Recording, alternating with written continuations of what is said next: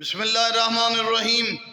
عزاداری مظلوم کربلا اور اس کے جو پارٹ ہیں وہ بجا لانا ثواب ہے، سنت معصومین کی ماتم، عزاداری، گریہ، حتیٰ عزاداری، ماتم، مجلس یہ معصومین کی سنت کے ساتھ اگر کوئی آدمی ہاتھ مارتا ہے یا جسم کو تکلیف ہوتی ہے تو اس تکلیف میں، ماتم میں ثواب ہے۔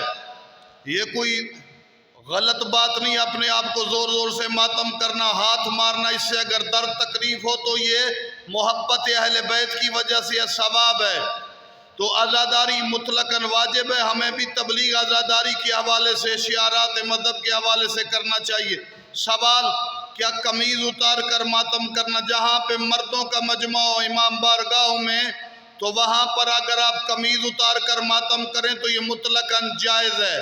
صرف عورتیں نہ ہو تو قمیض اتار کر ماتم کرنا جائز ہے۔ امام زمانہ بھی عزادار امام حسین ہیں، 14 معصومین نے عزاداری کی، ماتم داری، مجلس رونا، حتیٰ حافظ بشیر صاحب نے کہا مولا سجاد نے گریہ کرتے ہوئے اپنا چہرہ زخمی کر لیا، یہ جائز ہے، امام نے کیا۔ والسلام علیکم ورحمۃ اللہ وبرکاتہ۔